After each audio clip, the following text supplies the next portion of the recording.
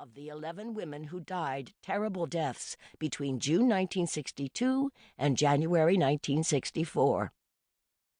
If DeSalvo wasn't, who was? I decided to try to find out.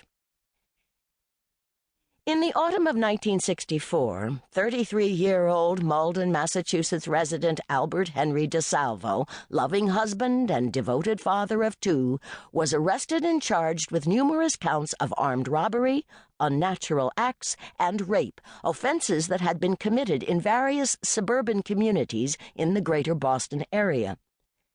In the summer of 1965, after several months' incarceration in a state facility for the criminally insane and sexually dangerous, DeSalvo confessed to being the Boston Strangler. He claimed, moreover, responsibility not just for 11 of the killings the press ascribed to what it liked to call the Phantom Fiend, but for 2 others.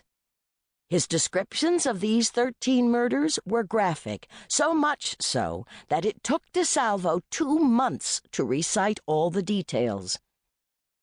The only problem was, a great many of those details were wildly inaccurate, and DeSalvo was ignorant of facts the killer would have known.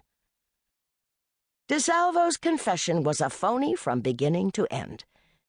The individual who conducted the interrogation and tape-recorded it, one of the top law enforcement officials of the Commonwealth of Massachusetts, was quite aware of that.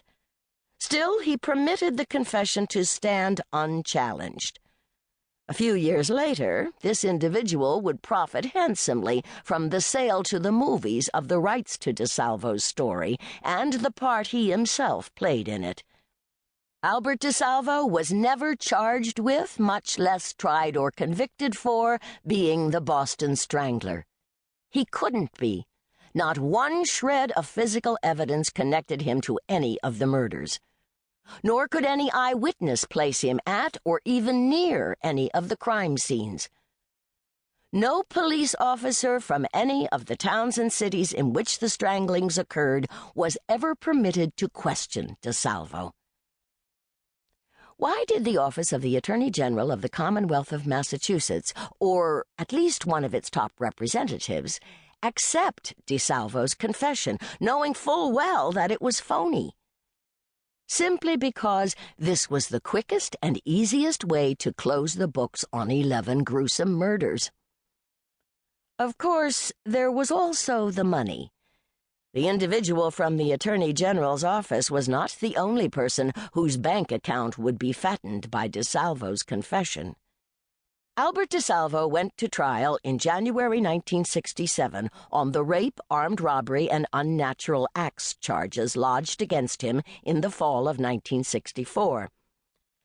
At the trial, his attorney, F. Lee Bailey, identified his client as the Boston Strangler. Bailey's strategy, one he had used successfully at an earlier court proceeding to determine DeSalvo's competence, was based on the belief that if DeSalvo was branded the killer of 13 women in an open forum, a jury would have to find him not guilty by reason of insanity of the armed robbery and sexual assault charges. Bailey further reasoned that DeSalvo would be committed by the judge to a mental institution rather than a state prison, since he was clearly a very sick man in desperate need of treatment. Bailey's strategy failed the second time around. The jury found DeSalvo guilty of armed robbery and sexual assault. The judge, apparently convinced by Bailey that DeSalvo was an appalling menace to society, sentenced him to life in prison. Afterward, Bailey bitterly declared that Massachusetts had just burned another witch. DeSalvo was stabbed to death in prison in 1973. His murder, just like those of the 11 strangling victims, is officially considered unsolved. 2 questions remain. The first, of course, is why did Albert DeSalvo confess to a string of murders he never committed? He had 4 reasons, all of which must have seemed to him quite valid. First, his attorney, in whom he reposed complete faith,